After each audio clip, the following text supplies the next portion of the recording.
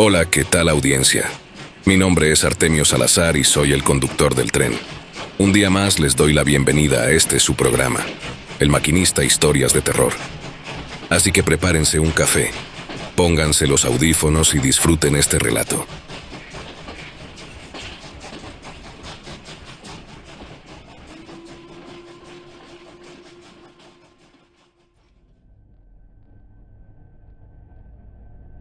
El camino de grava que llevaba a la casa de Raymond Earl Cutter tenía exactamente 3 kilómetros desde la carretera principal, y en ningún punto de esos 3 kilómetros encontré una razón para pensar que el hombre vivía así por accidente.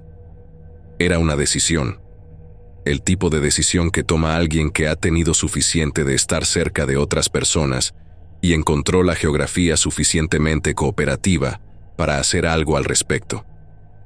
Apagué el motor y me quedé dentro del auto un momento, no por nervios. Lo hago siempre antes de una entrevista importante. Revisar la grabadora, confirmar que las pilas sean nuevas, leer las últimas 2 páginas del expediente para tener los datos frescos. Es un método que desarrollé en 12 años haciendo esto.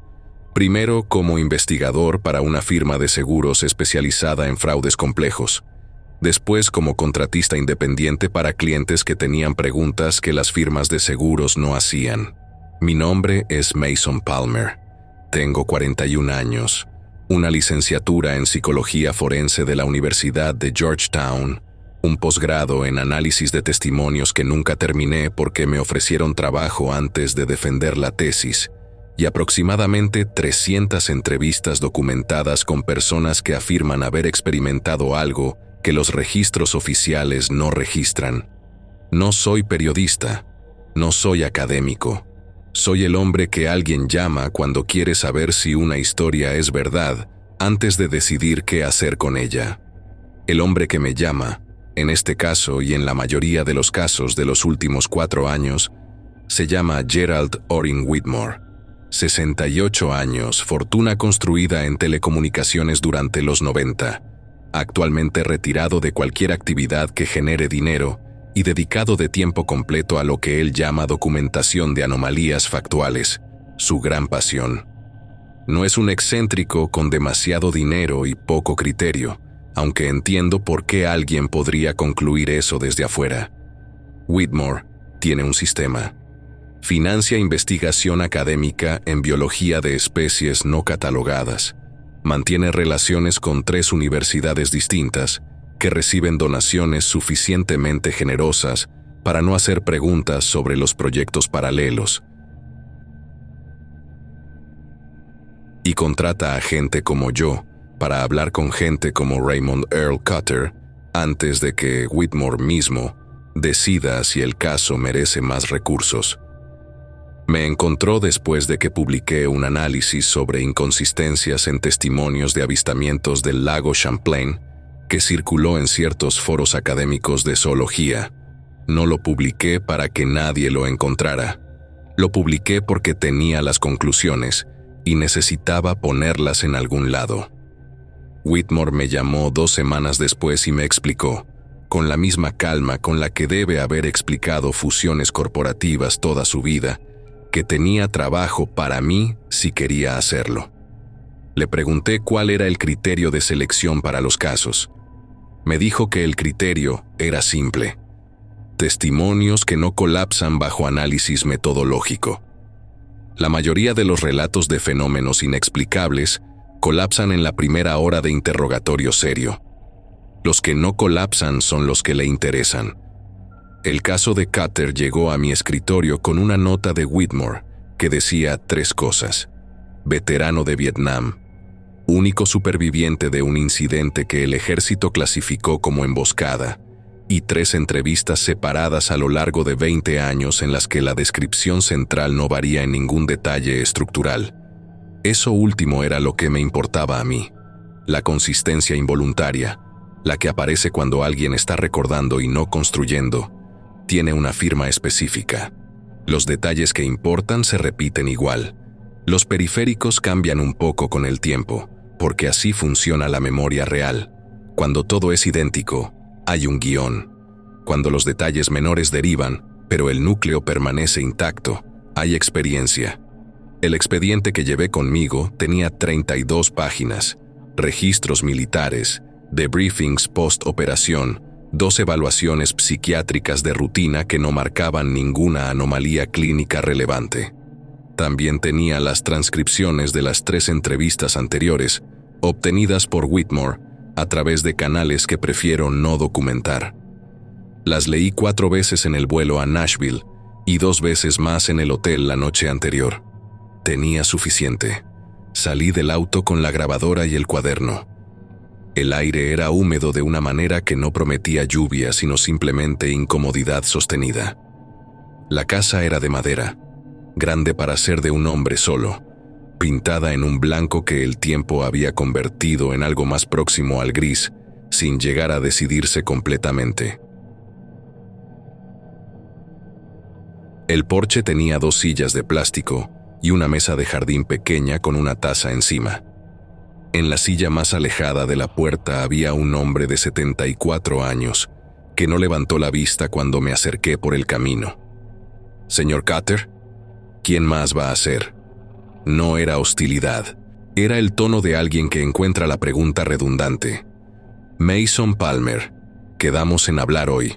Lo sé cuándo quedamos. Siéntese antes de que me canse de verlo parado ahí como si esperara que le tomara una foto». Me senté en la otra silla. Raymond Earl Cutter era un hombre alto.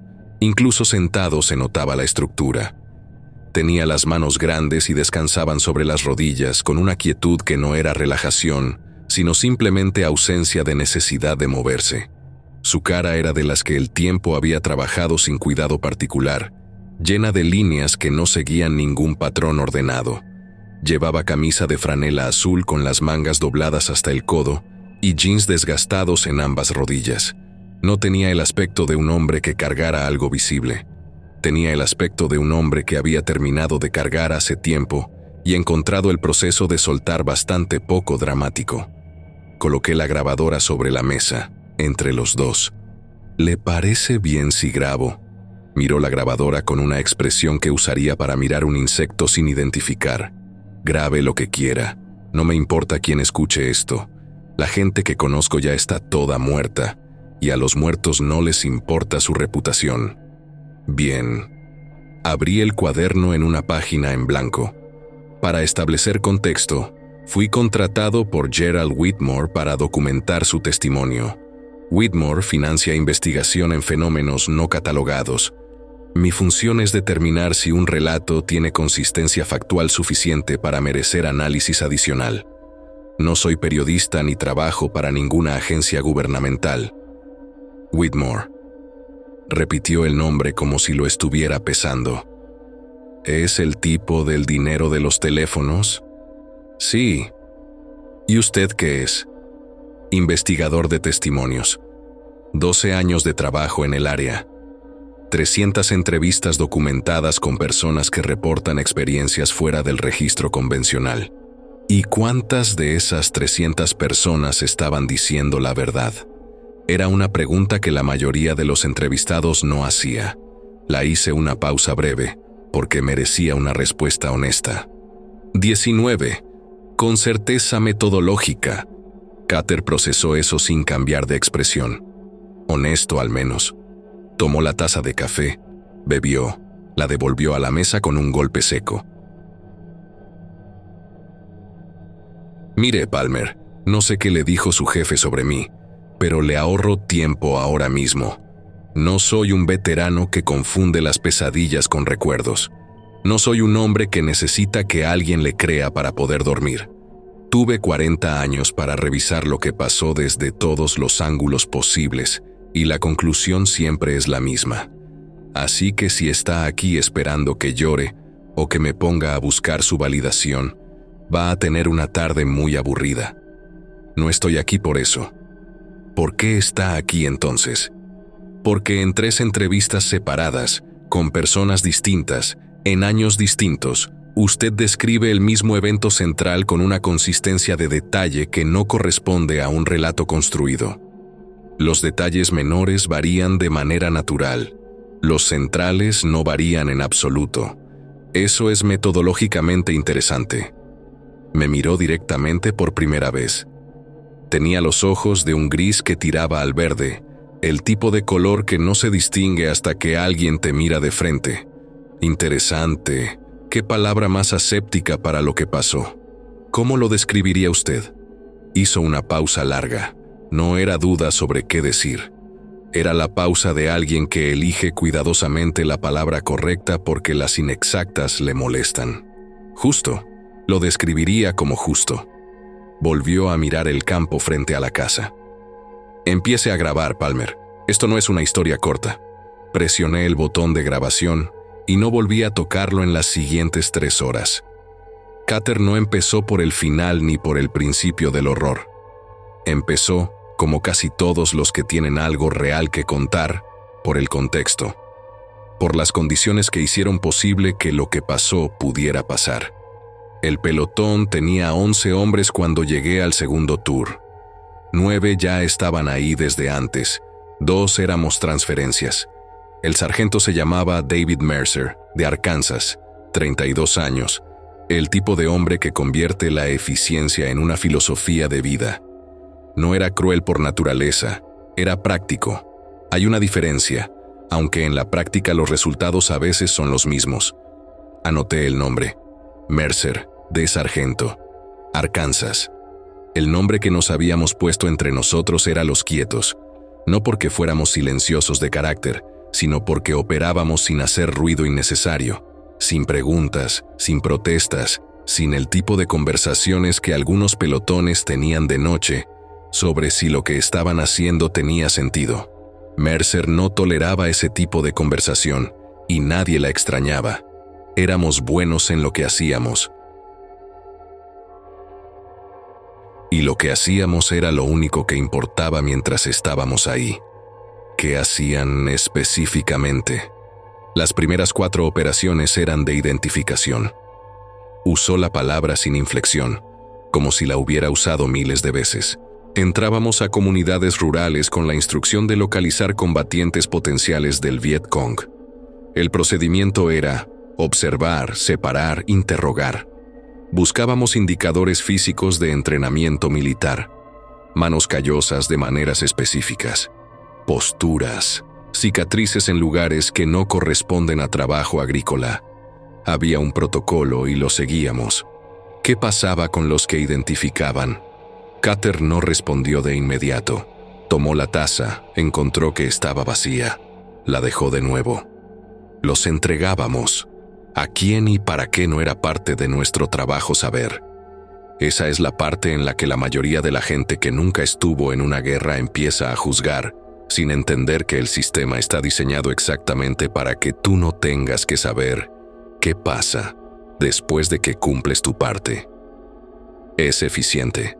También es, en retrospectiva, la manera más conveniente de distribuir la responsabilidad moral hasta que nadie se siente responsable de nada. Anotó la última frase en el cuaderno, porque era precisa de una manera que no esperaba. Cutter lo vio hacer. No fui siempre tan articulado sobre esto. Tardé años en encontrar las palabras correctas para lo que éramos. ¿Y qué eran? Una herramienta. Sin pausa, sin énfasis particular. Una herramienta que funcionaba bien, y a la que nadie le preguntaba si quería funcionar de esa manera. Las primeras misiones, según Cutter, fueron exactamente lo que el protocolo describía.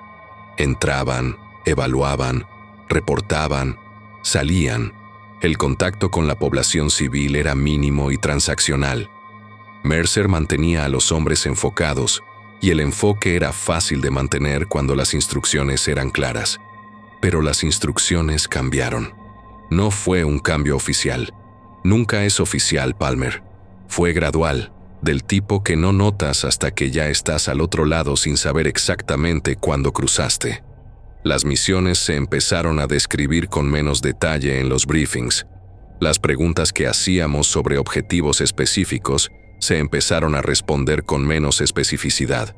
Y en algún punto, el criterio de identificación de enemigos se simplificó a algo que cualquier idiota podía aplicar sin entrenamiento. Hombre, edad de combate, zona de operaciones. Eso era suficiente. ¿Suficiente para qué? Cutter me miró como si la pregunta fuera deliberadamente obtusa. Para eliminarlo, sin interrogatorio, sin separación, sin protocolo.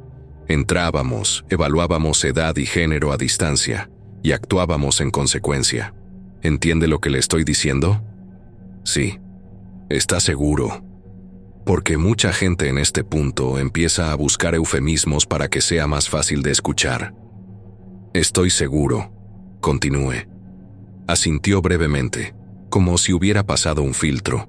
El proceso de normalización que Cutter describió era, desde el punto de vista del análisis de comportamiento grupal, un ejemplo casi de manual de lo que ocurre cuando las estructuras de autoridad remueven gradualmente los límites de conducta. No lo dije en voz alta. No era el momento y además no era relevante para lo que necesitaba documentar. Lo que sí era relevante era lo que Cutter describió como la tensión. No culpa. Insistió en ese punto varias veces con una precisión que parecía importante para él. No culpa, tensión. Hay una diferencia, dijo, y se detuvo como si estuviera calculando si podía explicarla. La culpa implica que sabes que hiciste algo mal y lo sientes. La tensión es diferente. Es cuando algo en el sistema que te mantiene funcionando empieza a trabajar contra sí mismo, como una máquina con una pieza que no encaja del todo, pero sigue corriendo porque la presión exterior es suficiente para mantenerla en su lugar. Eso éramos. Una máquina que seguía funcionando, pero con algo adentro que no encajaba. ¿Cómo se manifestaba eso en el pelotón? En cosas pequeñas. Levantó una mano y fue contando con los dedos. Te hablaré de algunos hombres como ejemplo. Torres dejó de hacer el mismo chiste que hacía antes de cada misión. Lo había hecho en las primeras 15 operaciones sin excepción. De repente dejó de hacerlo y nadie preguntó por qué. Keller empezó a tomar más tiempo limpiando su rifle después de cada operación. Mucho más del necesario. Brennan, que era el más joven, empezó a hablar menos en general, y yo me encontré mirando los árboles más tiempo del necesario cada vez que acampábamos, buscando algo sin saber qué. Ninguno de nosotros habló de eso. Mercer no lo hubiera tolerado y, honestamente, ninguno de nosotros quería escuchar lo que el otro tenía que decir al respecto. ¿Y Mercer? Mercer era Mercer. Si tenía algo rompiéndose adentro, su método de manejarlo era incrementar la eficiencia operacional. Más briefings, más revisión de equipo, más énfasis en protocolo y disciplina. Es una respuesta completamente lógica si tu marco de referencia es que los problemas se resuelven con mayor control del entorno. Una pausa. El problema es que lo que empezó después no era el tipo de problema que el control del entorno puede resolver. Tomé nota de la fecha que Cutter dio para la primera operación del ciclo que me interesaba.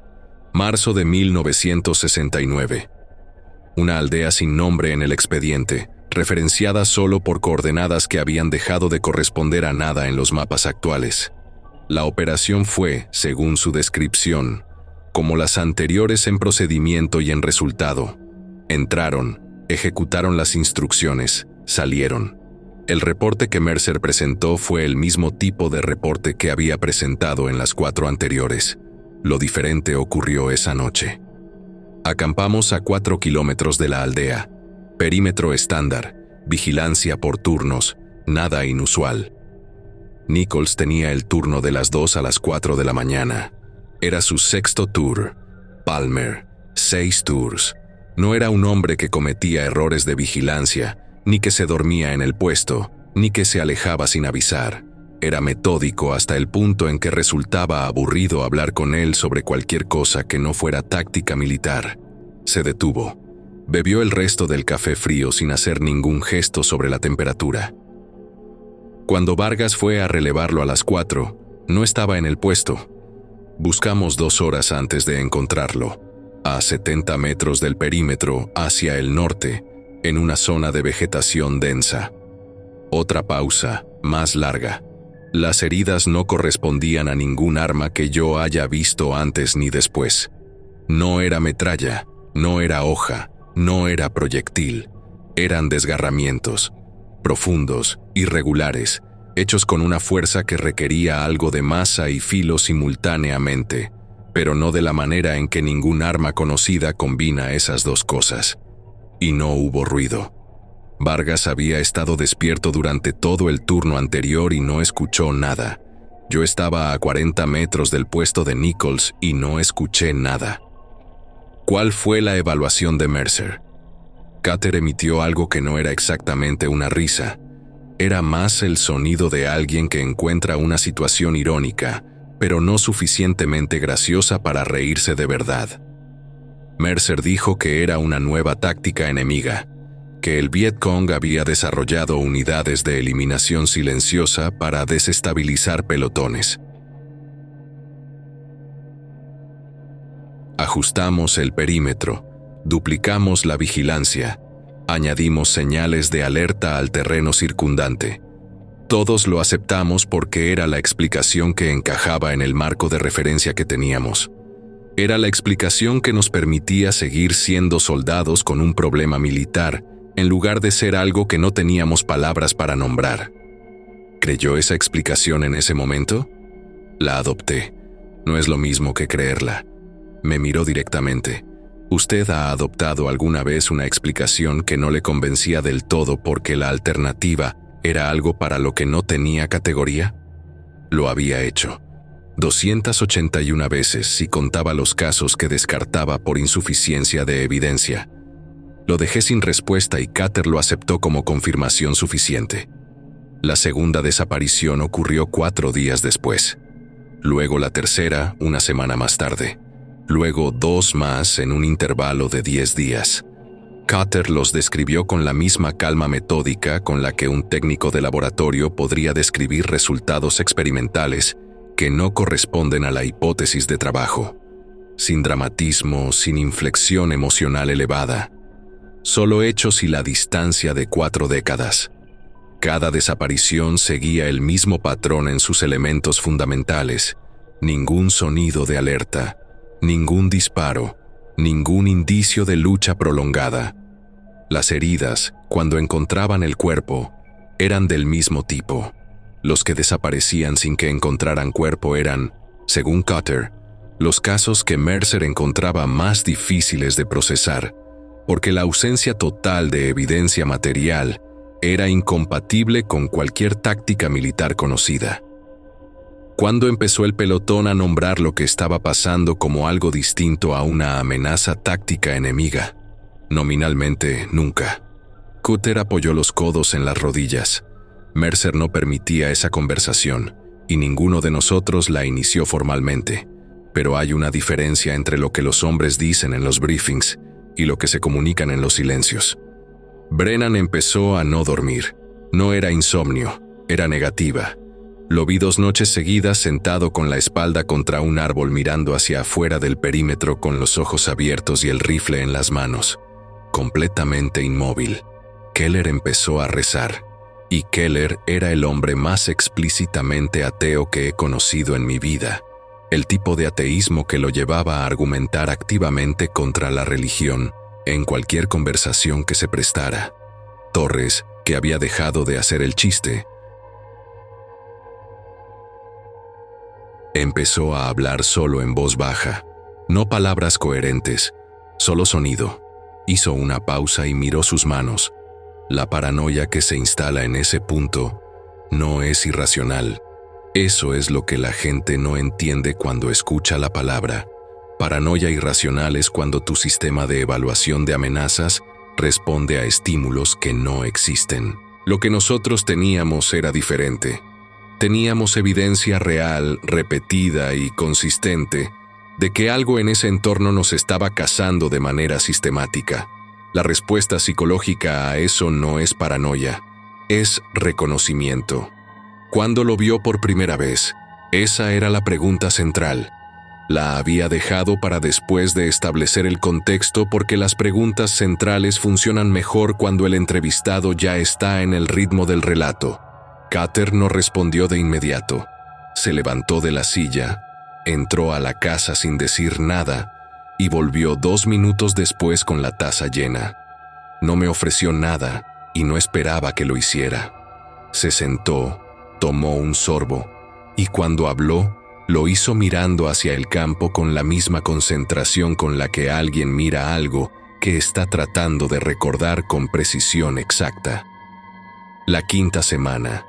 Noche sin luna.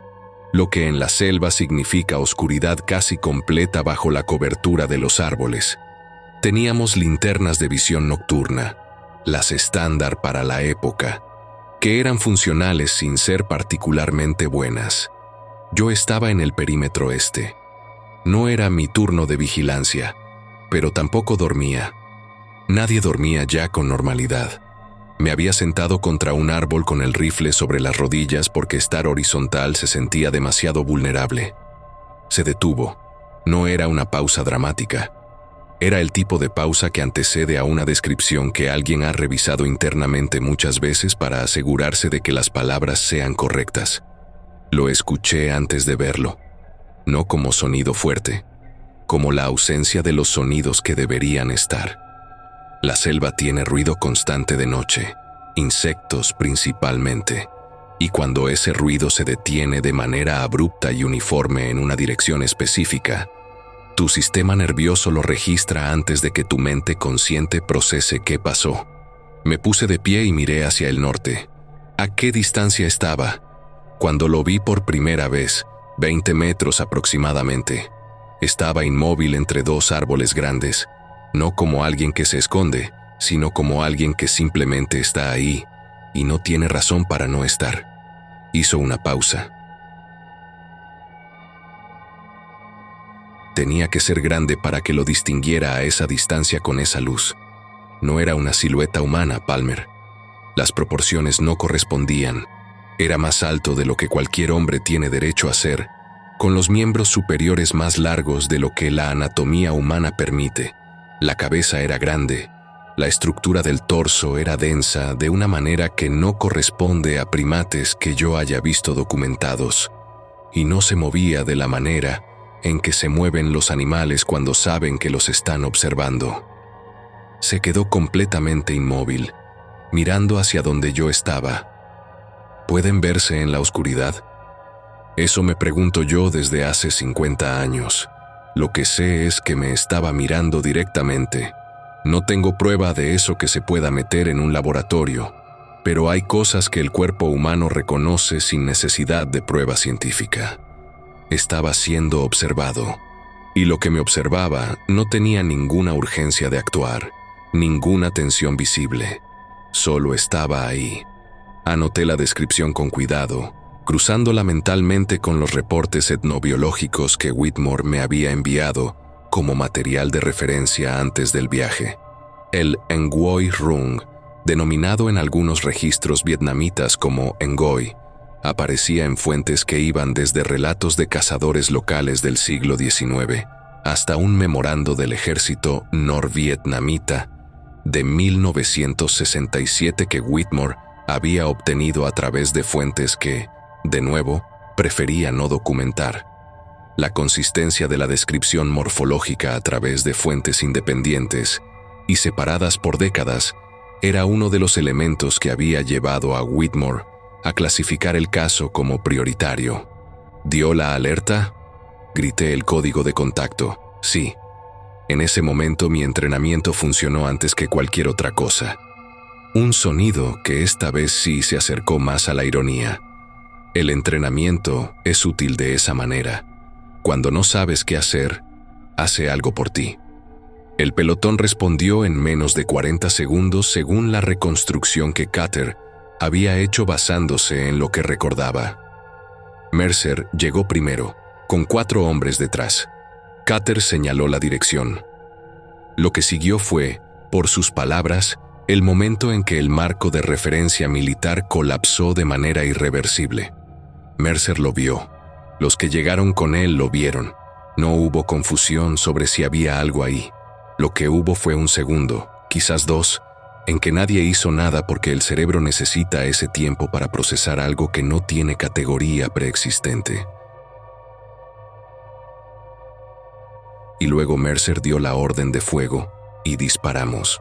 Cutter hizo una pausa larga. No era para efecto.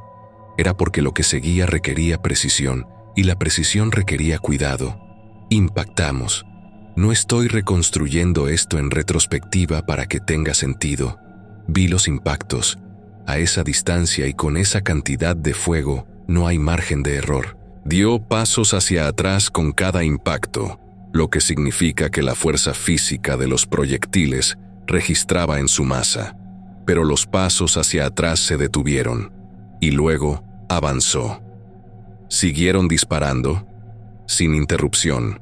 Mercer era demasiado buen soldado para dar la orden de cesar fuego antes de que una amenaza estuviera neutralizada. Seguimos disparando y la criatura seguía avanzando. No en línea recta, no de manera predecible. Se movía entre las posiciones, lo cual requería una conciencia espacial del campo de tiro que, en términos militares, es exactamente el tipo de movimiento que entrenas durante años para poder ejecutar bajo presión. Ella lo hacía de manera que parecía natural. ¿Cuánto tiempo duró el intercambio? Tiempo real, probablemente menos de 3 minutos. Tiempo subjetivo, lo suficiente para que cada uno de nosotros tuviera tiempo de llegar individualmente a la misma conclusión. Lo que estábamos haciendo no servía para nada. Brennan fue el primero en correr. Cutter lo dijo sin juicio, con el mismo tono factual que había usado para todo lo anterior. Brennan tenía 22 años. Había entrado al ejército directo de la escuela en Georgia. Y esa noche fue el primero en que el instinto de supervivencia superó el entrenamiento de mantener posición. Lo siguieron Torres y Keller casi simultáneamente. Mercer aguantó más, porque Mercer era Mercer. Pero incluso Mercer se movió cuando la criatura llegó a 10 metros. ¿Usted? Corrí cuando corrí. No fue una decisión consciente. Fue el cuerpo tomando el control porque la mente se había detenido en un lugar del que no podía salir. Se miró las manos de nuevo. Había entendido algo. En ese momento, en esos 3 minutos, había entendido algo que no quería entender, y el cuerpo respondió al entendimiento antes de que yo pudiera procesarlo completamente. ¿Qué entendió? La pregunta quedó en el aire varios segundos, que no estábamos siendo atacados, que estábamos siendo juzgados. Voz sin inflexión, sin dramatismo, solo la palabra precisa que había encontrado después de 4 décadas de buscarla. Hay una diferencia entre un depredador que caza porque necesita cazar y algo que caza porque tomó una decisión sobre quién merece ser cazado. En ese momento, corriendo por la selva en la oscuridad, eso fue lo que mi cuerpo entendió antes de que mi mente pudiera articularlo. ¿Basado en qué evidencia llegó a esa conclusión? Basado en que llevaba 5 semanas operando en esa selva, en que nada de lo que habíamos hecho en las primeras 4 operaciones generó ningún incidente, en que el primer incidente ocurrió la noche después de la 5ª operación, en que no atacó a ninguna unidad vietnamita en la zona, ninguna, a pesar de que había actividad de otras fuerzas en el mismo terreno durante ese periodo, solo a nosotros. Tomó el café. Un depredador territorial no discrimina por afiliación política, Palmer. Un depredador territorial ataca lo que entra en su territorio. Lo que nos atacó a nosotros y solo a nosotros discriminó. Anoté eso y subrayé la última palabra. La huida duró hasta el amanecer. Cutter la describió en fragmentos, no porque la memoria fuera fragmentada, sino porque la secuencia exacta no era recuperable con precisión. Corrió, se orientó por el sonido de agua que recordaba de la ruta de entrada, siguió esa dirección. Escuchó sonidos detrás de él en 2 momentos que no pudo cuantificar temporalmente. No volvió a ver la criatura directamente. En algún punto de la 2ª hora, los sonidos detrás se detuvieron. ¿Vio a algún otro miembro del pelotón durante la huida? a Vargas. Por aproximadamente 4 minutos corrimos en la misma dirección. Luego nos separamos en un punto en que el terreno se dividía y no hubo tiempo para coordinar. No lo volví a ver. ¿Su cuerpo fue recuperado? No hay registro de eso en ningún archivo que haya podido consultar. Y consulté. Pasé 2 años después de Vietnam, revisando lo que podía acceder legalmente y lo que podía acceder de otras maneras. Vargas no aparece en ningún listado de bajas confirmadas con ubicación de restos. Solo está en la lista como CAIA, condiciones no especificadas. Salí de la selva herido. Cutter usó esas palabras sin elaborar inicialmente, y yo no interrumpí para pedir detalles. Los detalles vinieron solos 2 minutos después, como si hubiera decidido que la omisión era un tipo de inexactitud que no podía sostener. 3 laceraciones en el hombro izquierdo y en la espalda alta. No sé en qué momento ocurrió. No lo sentí durante la huida. Lo descubrí cuando llegué a una zona de claro y me di cuenta de que tenía la ropa empapada en la espalda. El análisis médico posterior determinó que las heridas eran consistentes con instrumento de filo irregular de longitud considerable. No encontraron explicación para el patrón específico. ¿Lo incluyó en el reporte? Las heridas sí. La causa no. Escribí lo que se esperaba que escribiera. Contacto con fuerzas enemigas, emboscada nocturna, condiciones de visibilidad reducida, pérdida de 11 hombres en acción. Es lo que los papeles necesitaban y es lo que los papeles tienen. ¿Hubo alguna investigación posterior que pusiera en cuestión ese reporte? 2. La primera fue rutinaria, porque la pérdida total de un pelotón sin ninguna baja enemiga confirmada genera preguntas administrativas. Respondí las preguntas con el mismo reporte. La segunda fue iniciada por el padre de Brennan, que era abogado en Atlanta, y pasó 4 años tratando de conseguir más información sobre cómo había muerto su hijo. No consiguió nada porque no había nada en los papeles que darle. Una pausa breve. Eso fue lo más difícil, no la investigación en sí. El saber que ese hombre buscaba algo que yo podría haberle dado y que no tenía ninguna forma de dárselo que no sonara a demencia. ¿Por qué nunca lo reportó? Cutter me miró con la expresión de alguien que ha escuchado esa pregunta antes y la encuentra estructuralmente defectuosa. ¿Reportar qué? Exactamente. Que una criatura no documentada eliminó a un pelotón completo del ejército de Estados Unidos en la selva vietnamita como respuesta aparente a las operaciones que ese pelotón había estado ejecutando. No era sarcasmo agresivo, era la exposición de una imposibilidad lógica. Incluso asumiendo que alguien me escuchara sin mandarme directo a evaluación psiquiátrica, ¿qué haría esa información? ¿Qué cambia? ¿Qué hace el ejército con eso? ¿Manda otra unidad a buscar la criatura para eliminarla? ¿Con qué argumento justifican la operación? ¿Y qué pasa si la criatura toma la misma decisión sobre esa unidad que tomó sobre la nuestra? ¿Y las operaciones previas? ¿Las que describió antes? Otra pausa. Esta era diferente a las anteriores. Más larga, más cargada de algo que no era exactamente culpa, pero que tampoco era la tensión que había descrito. Eso tampoco lo reporté. Y soy perfectamente consciente de lo que eso significa. Habló despacio, eligiendo cada palabra. Lo que hicimos en esas operaciones fue real, fue documentable en principio, y elegí no documentarlo porque las consecuencias para mí habrían sido severas y porque a esas alturas el mecanismo que el sistema había construido para que yo no sintiera responsabilidad directa había funcionado suficientemente bien. No me voy a presentar ante usted como alguien que llegó a algún tipo de redención moral sobre eso. Lo que tengo es conciencia de lo que fue. Eso es todo. Lo anoté textualmente. La tarde había avanzado sin que yo lo notara de manera consciente. La luz sobre el campo frente a la casa, Había cambiado de la claridad directa del mediodía a algo más lateral y cálido. Cutter había hablado durante casi 3 horas con interrupciones mínimas, sin el tipo de fatiga que la mayoría de los entrevistados muestra después de la primera hora de testimonio sostenido. Era un hombre que había guardado esto durante mucho tiempo y que, aunque insistía en no necesitar que nadie le creyera, claramente encontraba algo funcional en la articulación ordenada. Revisé mis notas. Tenía suficiente para el reporte de Whitmore.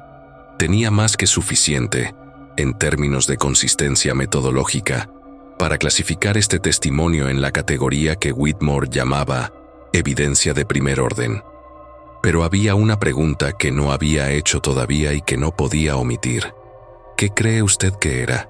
Cutter consideró la pregunta durante un tiempo que se extendió lo suficiente para que yo empezara a pensar que no iba a responderla. Los vietnamitas tienen nombres para ello. El Nguoi Rung, el Ngoi. Hay registros que se remontan siglos. No es algo que los habitantes de esa región desconozcan. Lo que creo que era, en términos de categoría biológica, es irrelevante para mí a estas alturas. Lo que creo que era en términos de función en ese ecosistema específico es lo que me importa. ¿Y qué cree que era en términos de función? Un equilibrio. La palabra salió sin dramatismo, como si fuera la conclusión más natural de todo lo anterior. Esa selva había sido usada de cierta manera durante suficiente tiempo.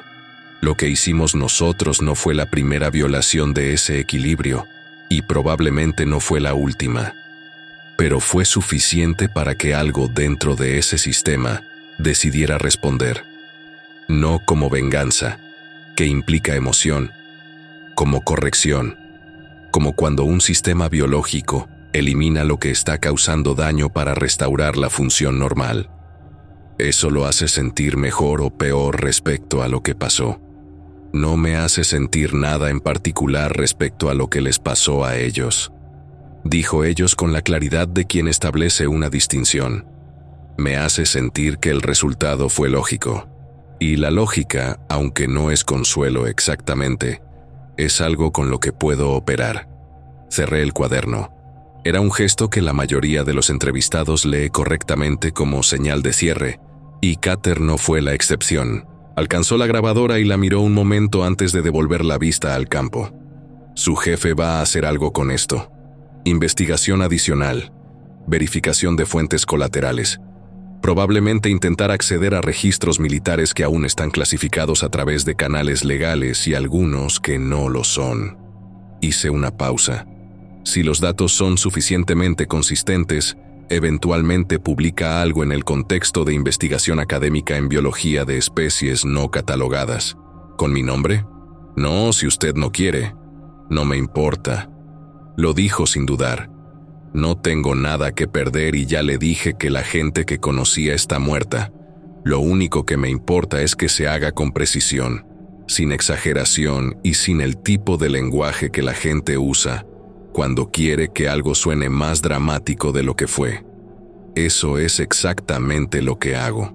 Asintió una sola vez, como si eso fuera todo lo que necesitaba escuchar. Me levanté, tomé la grabadora y el cuaderno.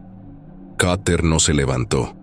Siguió en la silla mirando el campo con la misma expresión con la que había mirado cuando llegué, como si mi presencia y mi partida fueran eventos de importancia equivalente en su tarde. Llegué al final del porche y me detuve. No estaba planificado. Era una pregunta que no había incluido en el esquema de la entrevista y que formular en ese momento era metodológicamente cuestionable porque el entrevistado ya consideraba la sesión terminada. La hice de todas maneras. ¿Cree que sigue ahí? Cutter no volteó. Sí. ¿Por qué? Porque el problema que respondió sigue ahí. Diferente forma, diferente gente, misma lógica. Una pausa corta. Las selvas cambian. Las razones por las que la gente entra a ellas a hacer lo que no debería hacer no cambian tanto. Bajé los escalones del porche. Cuando llegué al auto y miré hacia atrás, Cutter seguía en la misma posición, la taza de café en la mano, la vista fija en el campo. No hizo ningún gesto de despedida. Arranqué el motor y tomé el camino de grava de vuelta hacia la carretera principal. En los 12 años que llevaba haciendo esto, había salido de exactamente 18 entrevistas con la grabadora llena y el cuaderno lleno, y la certeza de que lo que acababa de documentar era verdad. No la totalidad de los detalles, que siempre tienen márgenes de error de memoria y percepción, sino el núcleo, la experiencia central, la cosa que el entrevistado describía y que no había sido construida para ser contada, sino que había sido vivida y luego, durante años, cargada con la incomodidad de no tener ningún lugar adecuado donde ponerla. Esta era la 19ª. Conduje los 3 kilómetros hasta la carretera principal, antes de detenerme en el arcén y abrir el cuaderno en la última página de notas. Tenía el hábito de escribir una evaluación inmediata, antes de que la distancia temporal modificara la impresión directa.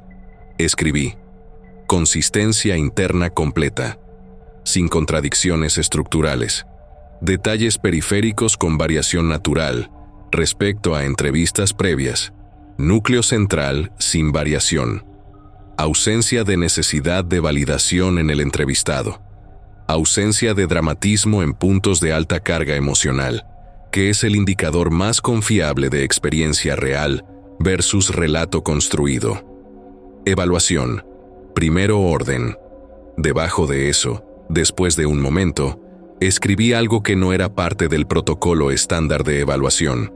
Pregunta pendiente. No si la criatura existe, sino por qué eligió aparecer cuando apareció, y si el criterio de selección que Cutter describe como operativo en 1969 sigue siendo el mismo criterio operativo ahora. Cerré el cuaderno. Llamé a Whitmore desde el auto, sin esperar a llegar al hotel. Respondió al segundo tono, como siempre. ¿Cómo fue?, preguntó. Primer orden, dije. Hubo una pausa breve del otro lado. Cuando Whitmore respondió, su voz tenía exactamente el mismo tono con el que hablaba de balances trimestrales. Bien, revisemos el material esta semana. Corté la llamada, guardé el teléfono y me incorporé a la carretera principal. El camino de regreso al hotel tenía 4 horas. Las manejé sin música y sin podcast, que era algo que no hacía casi nunca. No porque estuviera procesando nada de manera particularmente intensa, sino porque, por primera vez en mucho tiempo, el silencio me parecía la respuesta más honesta que podía darle a lo que acababa de escuchar.